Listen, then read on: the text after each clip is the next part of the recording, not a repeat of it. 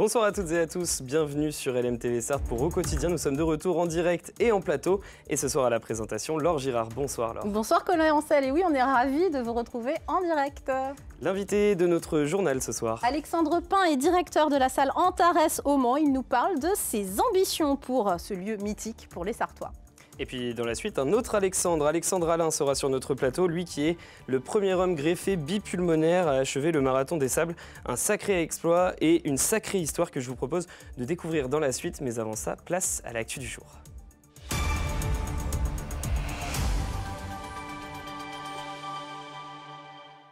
Bienvenue dans le journal du lundi 4 novembre. Au sommaire, une manifestation incontournable en Sarthe. Le cross, le Maine libre. Allonne revient les 16 et 17 novembre avec 5500 inscrits. Pourquoi cette course est-elle devenue si importante pour la région? Petit historique dans notre reportage.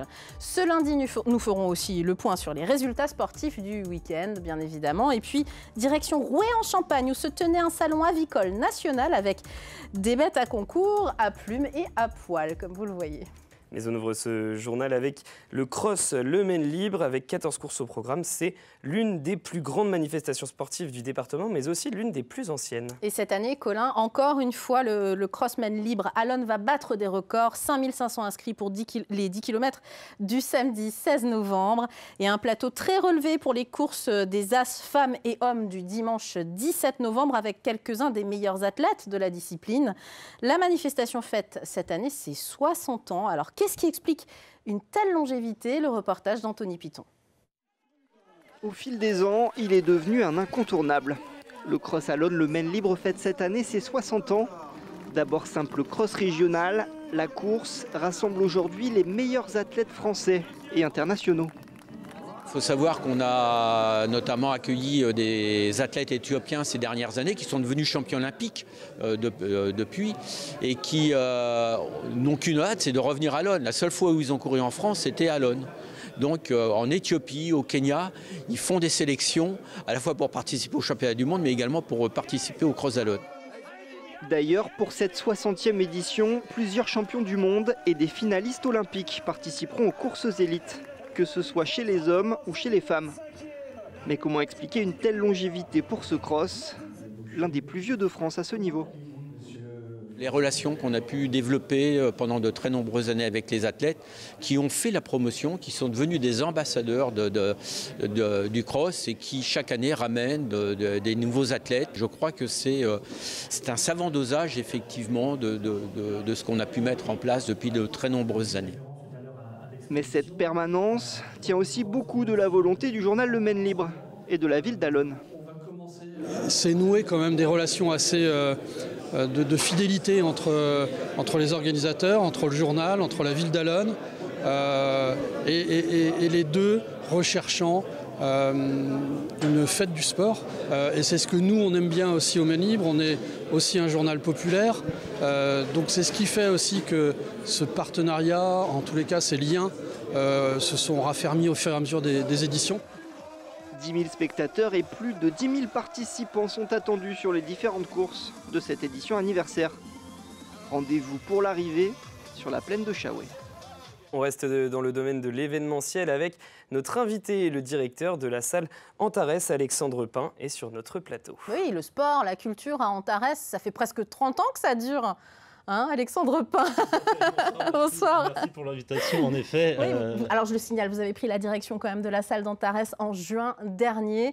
Le MSB, quasiment chaque semaine, qui joue sur le parquet, mais une très belle programmation depuis presque 30 ans, avec de grandes têtes d'affiche nationales, Johnny, Mylène Farmer et autres. Et puis de belles têtes d'affiche à venir.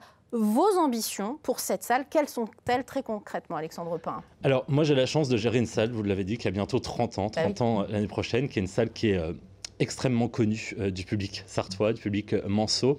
On accueille le MSB, tout à fait, une fois par semaine, voilà, 3 fois dans le mois, ça dépend de la saison. Et on a aussi des spectacles, vous l'avez rappelé, beaucoup de spectacles, une trentaine sur la saison, 24, 25, c'est beaucoup. Parce que ce sont de grands spectacles en général. Hein. Tout à fait. Cette année, on parle notamment de Gims, on parle de Slimane, Julien Doré, Damien Saez, la Star Academy. On a la chance d'avoir vraiment des grosses têtes d'affiche et ça plaît au public puisqu'on a des tours de remplissage qui sont tout à fait intéressants. On a une salle de plus de 7000 places, c'est ça? C'est ça, tout à fait. 7000 en format debout, donc format c'est qu'on a une fosse debout. On monte à 5000 en moyenne sur un format tout assis. Donc c'est vraiment une jauge excellente, très important, et on se doit de pouvoir accueillir les grosses têtes d'affiche pour remplir ces jauges-là. Et je lisais que vous vouliez refaire de cette salle finalement le petit Bercy qu'elle était il y a 30 ans pour les Sartois. Tout à fait, en effet. En fait, quand la salle a été créée, donc il y a 30 ans, on l'a tout de suite appelé le Petit Bercy. Pourquoi? Il y avait très peu de salles qui étaient présentes en France comme Antares. Bercy était la première il y a 40 ans. Le Petit Bercy, et comme vous l'avez dit, on a reçu des artistes comme Johnny, Céline Dion, Mylène Farmer, Indochine. Aujourd'hui, ça fait rêver en tant que directeur de salle pouvoir recevoir ces personnes-là. Donc oui, le Petit Bercy, c'est vraiment quelque chose que je veux redonner à la salle. Pourquoi? Je veux vraiment que cette salle continue, redevienne une salle incontournable. Ça a perdu un petit peu en vitesse, notamment à cause du Covid, j'imagine. Ça a été compliqué pour tout le monde. Évidemment, ça a été compliqué pour tout le monde. Il y a eu la période Covid, la période post-Covid. Le modèle aussi des spectacles a changé en 30 ans, évidemment, a évolué. Il y a un plus gros nombre de salles aujourd'hui sur le territoire français. Et ça, c'est très bien parce que du coup, chaque personne aujourd'hui en France peut aller dans une salle de spectacle. Mais ça veut dire que pour vous, programmateurs, il faut plus se battre pour avoir des grosses têtes d'affiche? Alors, je ne dirais pas qu'il faut se battre. Il faut montrer aux productions qu'on est présent, qu'on existe et qu'on existera encore pendant longtemps. Voilà, moi, mon rôle, il est vraiment là, c'est d'aller appeler les productions et de dire aujourd'hui, il faut venir au Mans. Au Mans, ça fonctionne. Le public sartois et manceau répond, évidemment, quand il y a des têtes d'affiche. Donc, mon travail est là, oui, tout à fait. L'enjeu, c'est de faire briller la ville du Mans aussi, tout simplement. Vous êtes une entreprise avec un gros chiffre d'affaires, près de 2,5 millions d'euros. Est-ce que c'est satisfaisant pour vous aujourd'hui, économiquement? Alors, économiquement, alors c'est satisfaisant, mais surtout, ce qui est important, vous le disiez, et c'est tout à fait vrai, moi, mon but, il est de faire rayonner la ville du Mans, parce qu'à travers le spectacle, comme avec le sport, parce qu'on a aussi reçu des grosses équipes de sport, on participe au rayonnement de la métropole. Et ça, c'est juste génial de pouvoir dire, à notre niveau, évidemment, et en pleine modestie, qu'on participe au rayonnement de cette métropole qui a un tas d'activités aussi. Et ça, c'est une vraie fierté au quotidien de pouvoir le faire. Et donc, financièrement, vous vous en sortez aujourd'hui, concrètement? Tout à fait. Alors, c'est important d'avoir une maîtrise de nos charges, parce que Antares, alors c'est 7 collaborateurs aujourd'hui à temps plein tout le temps, mais on monte à 19 si on fait un calcul sur l'année. On est à, on va dire, 100 intérimaires par spectacle à peu près. En passant les barman, on parle évidemment du placement, de la sécurité, donc ça représente beaucoup de monde, parce que c'est une grosse machine. La sécurité est très important, vous me disiez. La sécurité, tout à fait, est un sujet très important, un effectif important. Aujourd'hui, on est un établissement qui reçoit, vous l'avez dit, jusqu'à 7000 personnes. La sécurité, c'est un de mes sujets principaux. Les prochaines dates, alors on ne va pas déroger à la règle, il y a du lourd. La toute prochaine, là, c'est le 10 novembre, le Rock Symphony Voice. Il y a quand même juste 80 artistes pour un énorme concert de rock. Et puis, ça c'est très attendu, et il reste des places. La comédie musicale Les 10 Commandements, que tout le monde connaît évidemment, avec une musique de Pascal Obispo qui a fait le tour de France depuis 20 ans maintenant. C'est donc le samedi 16 novembre à 15h et à 20h. Il reste des places pour les deux? Tout à fait, il reste des places pour les deux séances. Donc je vous invite à vous connecter sur le site antareslemans.com et vous verrez où vous voulez être placé. Alors moi, c'est une fierté absolue d'avoir une comédie musicale comme Les 10 Commandements. Mais ça marche très bien, c'est familial, c'est ce que vous recherchez. Tout à fait, et la nostalgie a du bon dans le spectacle. On le voit notamment avec beaucoup de retours cette année. Je pense à David Hallyday, par exemple, qui n'est pas venu depuis longtemps. Damien Saez, qui n'est pas venu depuis très longtemps. Damien Saez, c'est plus étonnant, parce que ça, c'est de la chanson française. On est moins sur le public familial. On est plus sur une chanson à texte, recherchée, même un peu intellectuelle, on va dire, mais ça remplit quand même Antares, quoi. Tout à fait, ça remplit Antares, que ça il commence à être un artiste mythique en fait du paysage de la variété française, avec une vraie fanbase. Ça, il faut pouvoir le dire. Damien Saez, c'est vraiment un public avec des fans qui le suivent. Et moi, à titre perso, je suis hyper fier d'avoir Damien Saez. Bien sûr. Et alors, le 8 mars, on se fait plaisir, et je sais que ça fait plaisir à Colin Ancel, le Star Academy Tour. Il rigole, mais c'est vrai, ça vous fait plaisir. Voilà, c'est ça. Tout à fait, donc vous voyez, vous avez du public même ici à LMTV. C'est un vrai succès. On a eu deux séances. On a eu la chance d'avoir 2 séances l'année dernière. Ça a cartonné cette année. Ils reviennent le 8 mars. Et c'est génial. Moi, la Star Academy, c'est le spectacle, quand j'ai été le voir, qui m'a donné envie de faire ce métier il y a 20 ans.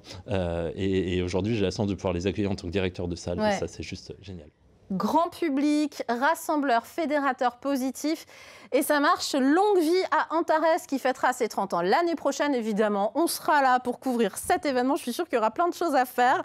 Et puis, toutes les informations sur votre programmation, on les retrouve sur antareslemans.com. Merci d'être venu, Alexandre Pin, sur ce plateau. Je me permets juste de dire alors que Gaëtan Wojcicki en régie sera ravi également d'aller à la Star Academy. Vous étiez plusieurs à y aller l'année dernière, je m'en souviens. Allez, on va maintenant parler de politique internationale au Mans ce mardi soir et suivre en direct la soirée électorale américaine. C'est ça, si le sujet vous intéresse, la librairie Bulle organise à l'Espace Bis une soirée spéciale élection américaine de 18h30 à minuit avec Aude Massot, Jérôme Cartillier et Karim Lebourg, les auteurs de la bande dessinée Maison Blanche, en coulisses avec Obama, Trump et Biden, qui vont dédicacer l'ouvrage. C'est l'Américain William Gleason, maître de conférence à l'Université du Mans, originaire de la région de San Francisco, en Californie, qui animera cette soirée. Et puis un appel à la générosité sur les réseaux sociaux.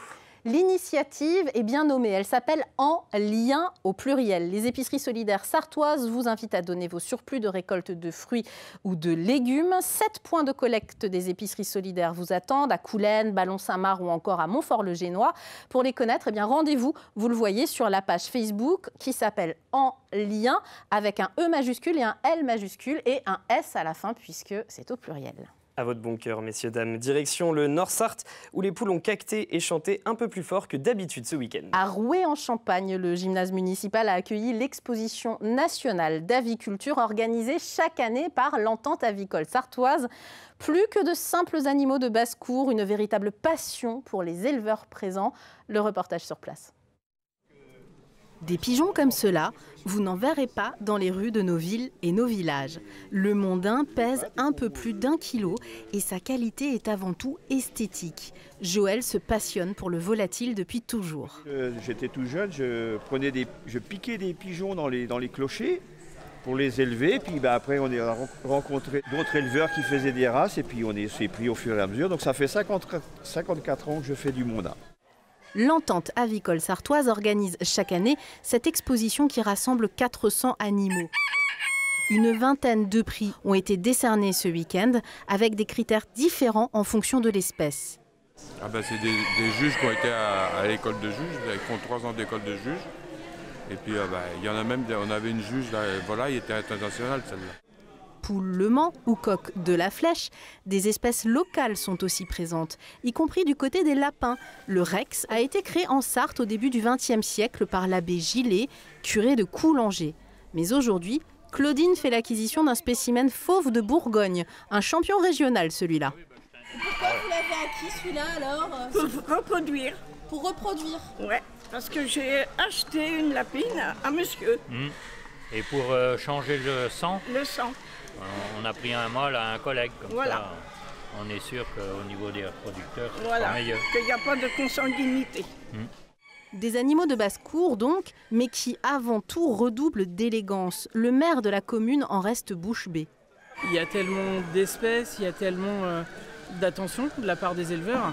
Et puis ce qui m'a aussi surtout impressionné, c'est d'aller chercher ce côté génétique pour pouvoir conserver des espèces et même faire revivre des espèces. Et c'est bien tout l'enjeu pour l'Entente avicole sartoise, faire s'envoler les idées reçues sur ces animaux communs, certes, mais à l'allure de bêtes de concours. Et si le sujet vous a plu et que vous voulez en voir encore plus sur ce salon, rendez-vous mercredi soir dans l'Infiltré du dimanche à partir de 19h, puisque l'amie Amanda Scott était également présente ce dimanche. On continue ce journal, Laure, avec une bien triste nouvelle pour l'ES Moncé-en-Belin. Alain Gouffier, l'un des plus anciens du club, est brusquement décédé d'un arrêt cardiaque ce dimanche après le match des vétérans. Philippe Georges, l'ancien président, nous parle d'un bénévole très important, très actif. Plus de 20 heures par semaine dédiées au club. À 64 ans, Alain Gouffier laisse l'image d'un homme souriant et blagueur. Vous le voyez sur ces images de célébration dans les vestiaires avec les joueurs. Toutes les rencontres de ce dimanche ont été annulées. Un hommage devrait lui être rendu dimanche prochain lors de la réception de Beaumont et une cérémonie a lieu mardi 12 novembre à 14h au crématorium des Hunaudières. Ni gerbe ni couronne. Allez, on continue de parler, de rester dans l'univers du sport, mais cette fois-ci avec les résultats de ce week-end. Une fois n'est pas coutume, on commence par la Jalte, co-leader de sa poule de National 3, 7e victoire en 7 matchs. Succès de 35 points contre la réserve d'Angers ce samedi, notamment avec des anciens pros, comme ici le capitaine Jérémy Leloup, ancien joueur du MSB. Le MSB aussi déroule en Betclic Elite. Victoire de 27 points contre Dijon, 98-71. Les Sartois portés par l'ailier américain l'Américain David DiLeo, auteur de 27 unités. Le Mans, 7e du championnat après 7 journées. L'entraîneur Guillaume Vizade, que vous voyez, est invité d'Antoine Besson dans 72 Sport tout à l'heure. On continue la lancée de victoire. Les féminines du Mans FC s'imposent 2-0 contre Lille, ancienne équipe de première division, grâce notamment à ce but de Sana Garmazi. Les Mancelles sont 2e de la seconde ligue. Et puis, vous les voyez, le sort est différent pour les garçons. Fin de série pour les 100 et or, battu 4-0 à domicile par Nancy devant 6278 spectateurs exactement. L'entraîneur Patrick Videra sera lui aussi dans 72 Sports à 19h, présenté par Antoine Besson.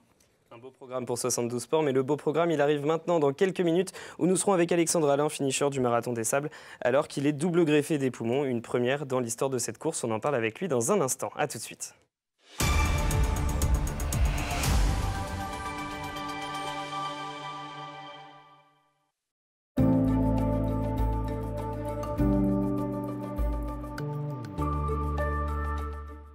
Bonsoir messieurs, dames, ravi de vous retrouver pour ce nouveau bulletin météo. J'espère que vous avez passé une bonne journée, que votre rentrée s'est bien déroulée. Nous on est là, on continue de vous accompagner dans la joie et dans la bonne humeur sur LMTV Sarthe avec pour votre soirée des conditions météo plutôt calmes dans l'ensemble. Avec, vous le voyez, un ciel globalement bien dégagé, mais attention pas partout. C'est vrai qu'on n'est pas à l'abri localement d'avoir quelques bancs de brume, mais également de brouillard. Donc grande prudence en rentrant à la maison. Côté température, celle-ci évolue entre 9 et 12 degrés, avec 9 degrés pour Alençon, Mamers ou encore au Mans, 10 degrés pour la Ferté-Bernard ou encore du côté de Laval, ainsi que pour Ciel-Guillaume, encore 12 degrés du côté de Sablé-sur-Sarthe. Pour la journée de mardi, ce sera sensiblement le même programme météo, avec encore de nombreux bancs de brume et de brouillard. Partout ailleurs, un ciel plutôt voilé, avec quand même quelques timides rayons de soleil. Les températures au petit matin évoluent entre 7 et 9 degrés, avec 7 degrés pour Alençon, 8 degrés du côté de Mamers ou encore pour Angers, ainsi que pour Tours, 9 degrés à Vendôme, Blois, au Mans ou encore du côté de Laval. Alors pour la suite de votre journée, un ciel un petit peu plus partagé, c'est vrai, avec une alternance d'éclaircies, de passages nuageux. Les températures, quand elles évoluent entre 15 et 18 degrés, on restera plutôt dans la moyenne haute des normales de saison, avec 15 degrés du côté de Ciel-Guillaume, 16 degrés pour Alençon, Mamers, Laval ou encore au Mans, 17 degrés pour la Flèche ou encore à Tours, jusqu'à 18 degrés du côté de Vendôme, Blois ou encore pour la Ferté-Bernard. Pour la journée de mercredi, un ciel voilé, des températures entre 15 et 17 degrés, et pour la journée de jeudi, un ciel plutôt variable avec une alternance d'éclaircies et de passages nuageux. Passez, messieurs, dames, une très bonne soirée.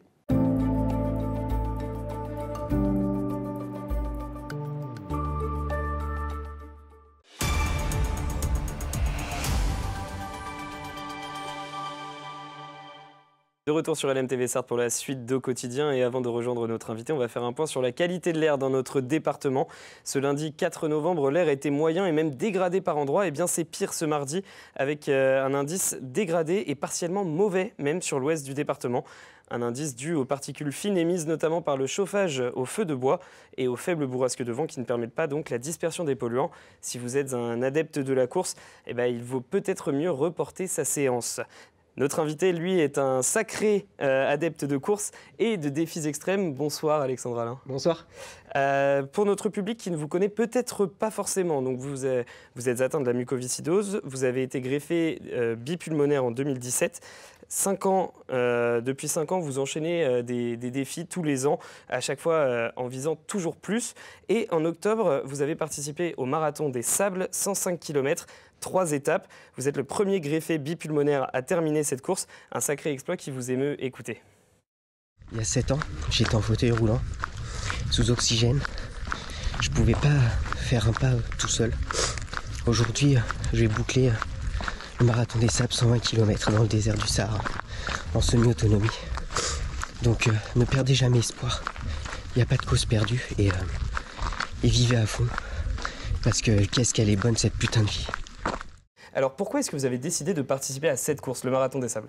Ça fait plusieurs années que cette course me fait rêver, que je la vois à travers les réseaux sociaux. Et cette année, tout était aligné pour que je participe à cette course. La dernière étape, cette ligne d'arrivée tombée le 17 octobre, journée mondiale du don d'organes. En étant greffé bipulmonaire, il n'y avait pas une autre course que je pouvais faire cette année pour sensibiliser à l'importance du don d'organes, comme quoi c'est un véritable don à la vie. C'est vrai que le symbole est plutôt fort du coup que ça se termine un jour qui est très important pour vous. Oui, forcément qu'en franchissant cette ligne d'arrivée, après 3 jours de course, la première pensée que j'ai, c'est pour cette personne qui est malheureusement décédée, mais qui a fait don de ses organes, don de ses poumons.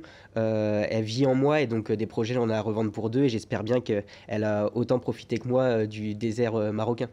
Alors, le but, c'était aussi que vous fassiez passer un message.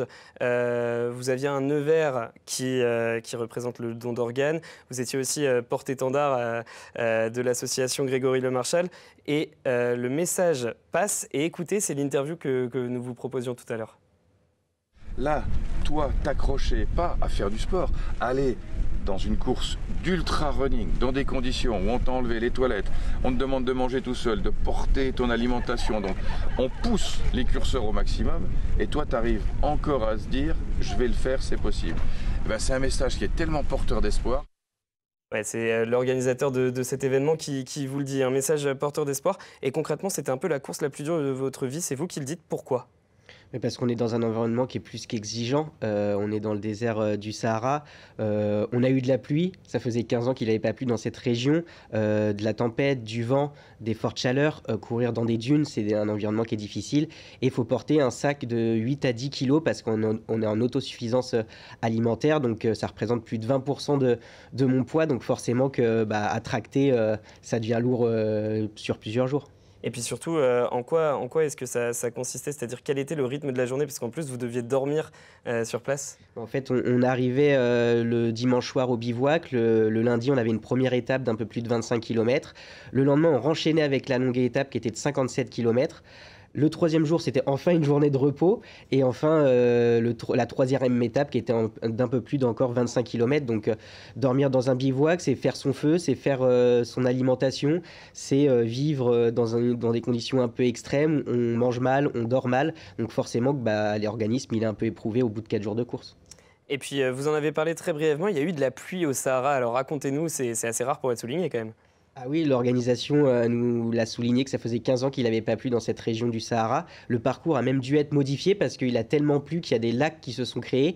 Donc certaines étapes, le parcours a été modifié. En quoi est-ce que pour vous ça a changé le fait qu'il pleuve ? Qu'est-ce que ça a changé concrètement ? J'étais pas préparé mentalement à avoir froid dans le désert du Sahara. Donc forcément que cette première étape, je l'ai un peu plus subie. J'ai eu froid pendant quelques heures. Donc forcément que ça éprouve encore plus l'organisme. Et j'ai eu du mal à me remettre dedans. La première étape a été plus éprouvante alors qu'elle était beaucoup plus courte que la seconde pour moi. Au classement, vous terminez 290e sur 606. Ça représente quelque chose ou c'est juste anecdotique ? Vous êtes quand même dans la première partie de classement.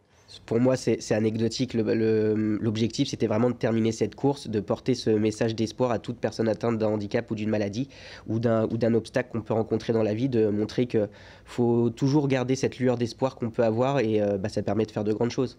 Qu'est-ce que vous avez ressenti à l'arrivée ? On vous voit sur les images très éprouvé. J'ai pensé à l'ensemble de mes proches qui me soutiennent depuis des années, à mes partenaires qui me font confiance en s'engageant à mes côtés pour des projets qui peuvent paraître fous sur le papier.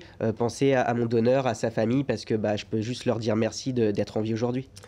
Vous avez déjà fait plusieurs exploits, donc j'en parlais en introduction, un marathon, enfin même peut-être plusieurs, Ironman, Ultra Trail. Vous êtes toujours en quête de plus, c'est ça ? Oui, pour toujours être impactant, toujours montrer qu'on peut aller plus loin, aller plus haut. Et tout simplement parce que moi, dès que j'ai un rêve en tête, j'ai envie qu'il devienne réalité. Nous, on vous suit depuis tous ces événements.